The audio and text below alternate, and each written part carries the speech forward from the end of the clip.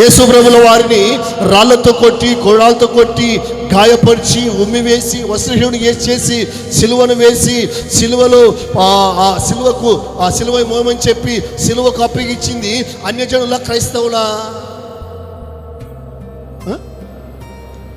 చెప్పండి. క్రైస్తవులే అండి.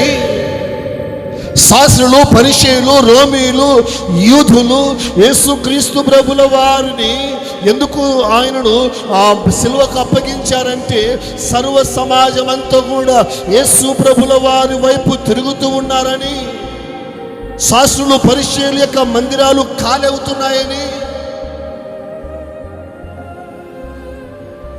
కొత్త బోధ బోధిస్తున్నాడని, వ్యభిచారం చేస్తేనే కాదు చూస్తేనే పాపం అని కొత్త బోధ చెప్పాడని, రాళ్లతో కొట్టొద్దు అని ఆపాడని, యేసుక్రీస్తు ప్రభుల వారిని రాళ్లతో కొట్టి సిలువలో వేలాడదీసి ఆయనను మరణానికి అప్పగించారు.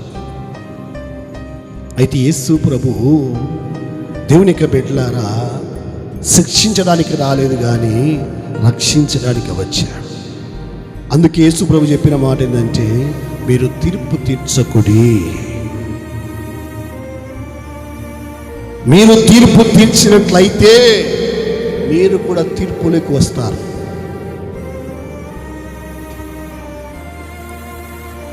సేవకుడా అని ఎవరినైనా నేను అనుకో, నువ్వు సేవకునివేనా, నీలో సేవక లక్షణాలు ఉన్నాయా, నువ్వు విశ్వాసమేనా, నీలో విశ్వాస లక్షణాలు ఉన్నాయా అని నేను అన్నాను అనుకో, నేను తీర్పు తీరిస్తే నేను కూడా ఒకరోజు తీర్పులోకి వస్తా. అందుకే యేసు ప్రభు చెప్పే మాట ఏంటంటే, మీరెవరు తీర్పు తీర్చడానికి? మీరెవరు? ముందు నీ అంతరంగం శుద్ధి చేసుకో. ఇతరుల మీద నేరములు మోపకుండా ముందు నీ బ్రతుకును చక్కబెట్టుకో, నీ జీవితాన్ని చక్కబెట్టుకో, నీ ఆలోచన చక్కబెట్టుకో. వాడిట్ట, వీడిట్ట, ఆ సేవకుడిట్ట, ఈ విశ్వాసి ఇట్ట, ఆ మనిషిట, ఈ మనిషిట, అది కాదు. యేసు ప్రభు చెప్పే మాట ఏంటంటే, నీ కంటిలో ఉన్నటువంటి ధూళాన్ని ఎంచక ఎదుటివాని కంటిలో ఉన్నటువంటి నలుసును. శత్రువులు ఎక్కడో ఉన్నారు, పక్కలోనే ఉంటారు, ప్రక్కలోనే ఉంటారు. ప్రక్కలో ఉండి